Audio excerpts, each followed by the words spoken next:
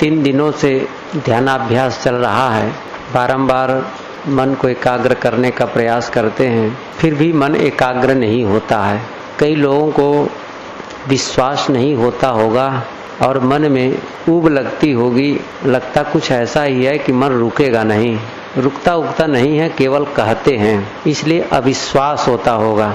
और जिनको ये विश्वास होता होगा कि नहीं मन रुकेगा, रुकता है, तो अपने पर ग्लानि होती होगी।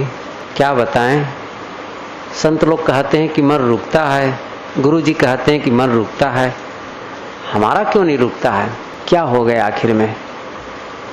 बहुत दिनों से भगत हैं, बहुत दिनों से साधु हैं, हम यहाँ तक के चाय पान भी खाते पीते नहीं, झूठ नहीं बोलते हैं, हम तो कोई गलत नहीं करते हैं, हमारे मन को क्या हो गया है? क्यों नहीं रुकता है आखिर? वस्तुतः मन न रुकने में कोई दूसरा कारण नहीं है, हमारे अभ्यास की कमी है और वैराग्य की कमी है। अंदर में इतने अशुभ के भंडार हैं कि वो तुरंत कोई फूंक मारते ही भागने वाले नहीं हैं। एक देहात में रहने वाला आदमी, उनका परिचय था एक कोई बड़े आदमी से, शायद वो मंत्री रहा होगा। बड़े शहर में उन्हें जाना हुआ, मंत्री के यहाँ गए तो उनके घर तो जगह नहीं थी। उन्होंने एक होटल में ठहरने के लिए उसके लिए प्रबंध कर दिया। बहुत मगन, होटल की स्थित पहला अनुभव, सुंदर शैया, बिजली की जगमगाहट, एक कमरे में उनको जगह मिली, पलंग लगा हुआ, सुंदर बिस्तर। अंदर गया तो उसके मन में हुआ कि आज तो खूब सोऊंगा। घर में इतने काम धंधे होते थे कि बहुत जल्दी उठना पड़ता था, आज तो देर तक सोता रहूंगा, क्योंकि यहाँ तो न तो बैल को हटाना है, न कचरा फेंकना है, न और कुछ काम करना है, देर तक सोता रहूंगा, खूब सोऊंगा, बड़ा मगन। ऐसा सोच रहा था, उसे नींद भी आने लगी कि अब सो जाना चाहिए। जैसे ही वो सोने के लिए चला, कुछ देर सोने के लिए अभ्यास किया, लेकिन नींद नहीं लगी। हुआ क्या था, देहात में रहने वाला, गांव में रहने वाला आदमी अंधियारे में सोने का अभ्यासी था। तेज प्रकाश में नींद नहीं आ रही थी। अलसाया हुआ उठा और बत्ती के पास जाकर के फूंक लगाई। लालटेन को फूंक कर बुझाने वाला, दीपक को फूंक कर बुझाने वाला आदमी गया, फूंका, 1 बार 2 बार, पहले धीरे फूंका, फिर जोर से फूंका और जोर से फूंका।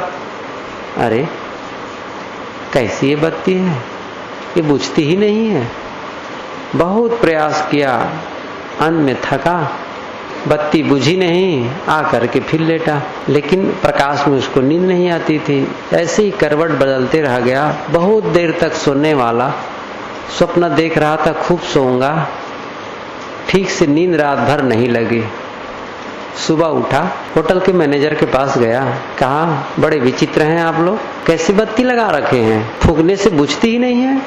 हमारे यहाँ तो बत्ती लालटेन की होती, दीपक की 1-2 फूंक लगाओ बस बुझ जाती है, और आपकी बत्ती को मैं फूंकते परेशान हो गए, बुझे ही नहीं, रात भर मुझे नींद नहीं आई, बहुत परेशान हुआ।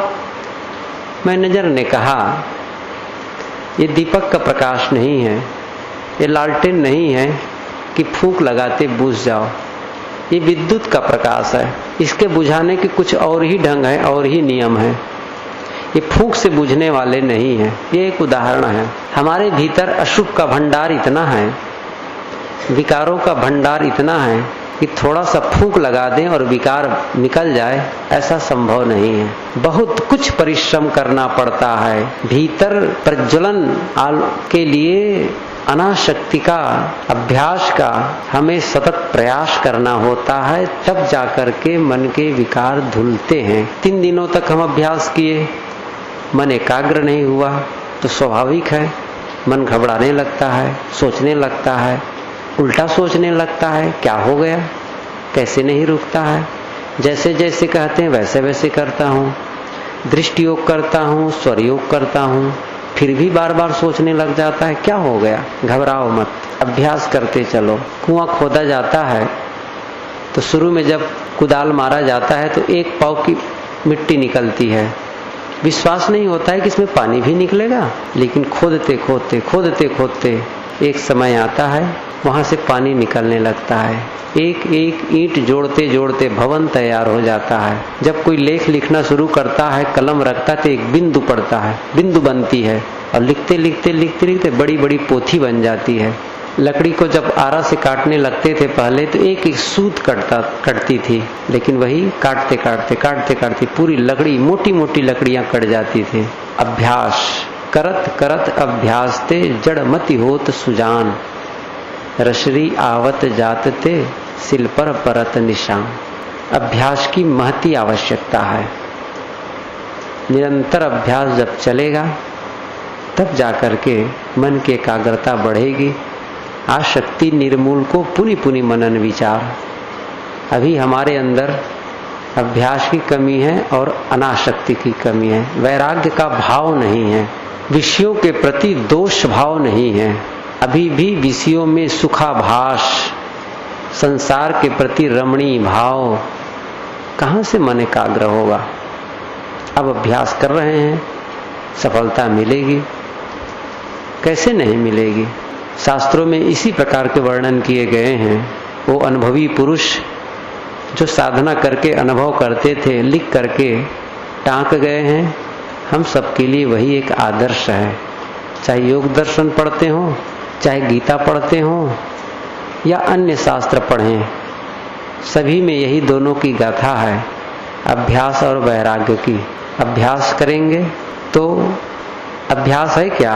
अभ्यास है दोहराना और वैराग्य है नकारना। अभ्यास सकारात्मक साधन है और वैराग्य नकारात्मक साधन है, अस्वीकार देना।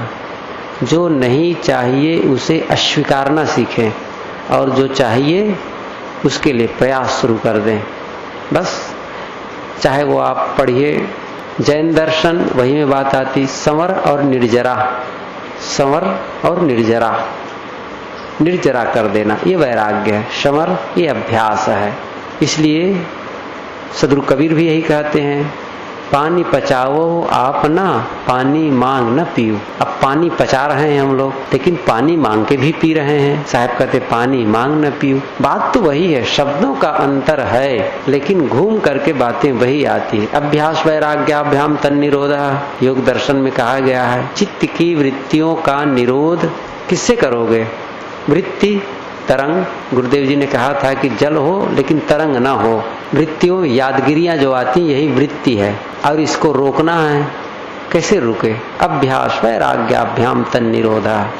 अभ्यास और वैराग्य से मार्गांतरीकरण करना है।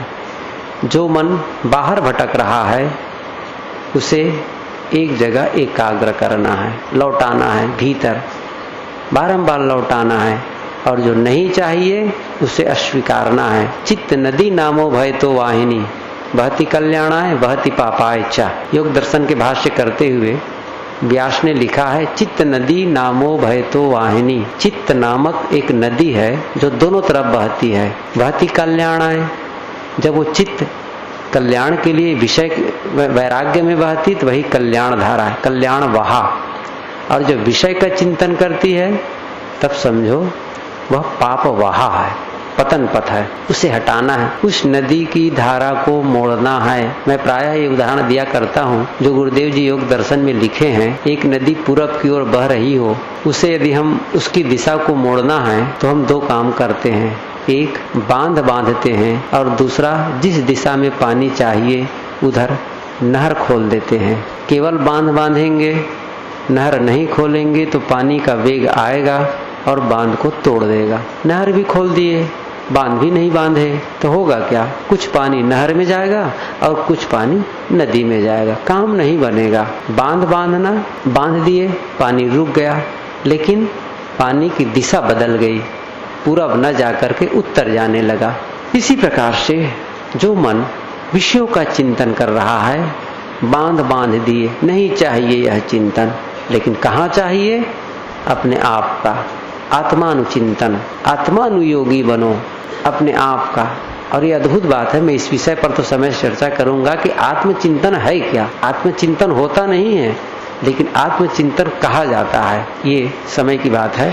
इस समय तो अभ्यास और वैराग्य पर चर्चा है। अस्वीकृति, कबीर की साधना अस्वीकार की साधना है। अस्वीकार दो, नहीं चाहिए, बिल्कुल। इसी को वैराग कहते हैं। जब उसके प्रति दोष भाव होगा, उसके प्रति उपराम होगा, तब वैराग्य होगा। दोष दृष्टि जब ही भई, तब उपजो वैराग। दृढ़ निर्वेद जाको भयो, सोई मोक्ष बड़ भाग।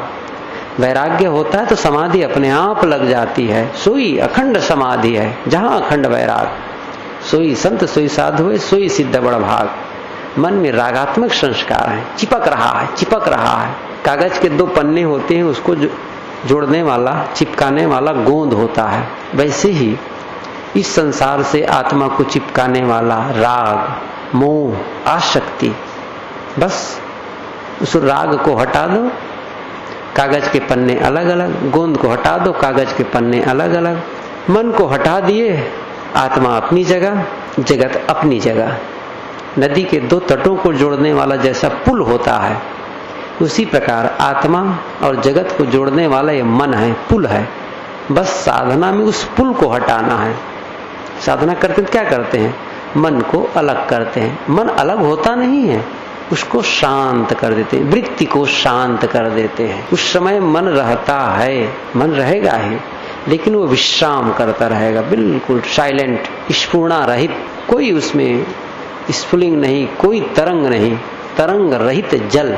वैसे ही तरंग रहित मन, स्मरण रहित मन। इसलिए ये अभ्यास की आवश्यकता है और वैराग्य की आवश्यकता है। गीता में बिल्कुल उसी की बात कहते हैं, उसी ढंग से कहते हैं। हुबहू चंचलम ही मना कृष्ण प्रमाथि बलवद दृढ़म तस्याहम निग्रहम वायुरुषु दुष्करम। अर्जुन ने पूछा कृष्ण से कि चंचलम ही मना कृष्ण, हे कृष्ण, ये मन बड़ा चंचल है, प्रमाथि, प्रमथन स्वभाव वाला है, बलवद दृढ़म। प्रमथन मतलब मथने वाला। कई बार जब आंदोलन होता है किसी बात को लेकर के, तो मथ देता है, आदमी को आंदोलित कर देता है। बलवद दृढ़म, बलवान है, अदृढ़ है, हठीला है। तस्याहम निग्रहम, उसका निग्रह करना। वायुरुषु दुष्करम, वायु को वश में करना जैसे दुष्कर है, वैसे ही मन को वश में करना बड़ा दुष्कर लगता है। भगवान कृष्ण कहते हैं असंशयम महाबाहो, असंशयम, निसंदेह तुम्हारा कहना बिल्कुल सही है। महाबाहो, हे महाबाहो, तुम सही कहते हो। असंशयम महाबाहो दुर्निग्रहम चलम, निश्चित है ये दुर्निग्रह है, इसका ये चंचल है, इसका निग्रह करना बड़ा कठिन है, लेकिन उपाय है। अभ्यासेन्तु कौन्ते वैराग्येण च गृह्यते। अभ्यास और वैराग्य 2 ही एक माध्यम है जिससे हम मन को वश में कर सकते हैं। अभ्यास तो कर रहे हैं, लेकिन वैराग्य का अभाव है, इसलिए फिर चला जाता है। फिर जैसे मक्खी गंदगी में भिनकती है, वैसे ही हमारी ये मलिन मनोवृत्ति बारंबार गंदगी में। नीम कीट जस नीम पियारा, विष को अमृत कहत गंवारा। वही विषय वासना प्रिय लगते हैं। सुअर को विष्ठा ही प्रिय लगता है, ये मलिन मन को वही विषय वासना प्रिय लगते हैं। बार बार गलत सोचता है, कुचिंतन, कुछ तो ग्लानि हो मन में, वैराग्य भाव जगे। क्या सोच रहा हूं? प्रश्न करो। मैं सुबह दोपहर के सत्र में कहा था, शाम वाले में, प्रश्न करो क्या सोच रहे हो। मूढ़ मन बिला वजह के सोचते हो, क्या आवश्यकता है इसकी? जब अनासक्ति का भाव जगेगा, देखो मन रुकेगा। सभी साधक स्थिर आसन से बैठे और अभ्यास में लग जाएं। किसी एक अवलंब को लेकर के मन को एकाग्र करने का अभ्यास करें, और विषय का जो चिंतन होता है, संसार की याद आती है, उससे उपराम भाव, वैराग भाव, नहीं चाहिए मुझे संसार, बिल्कुल त्याग त्याग त्याग।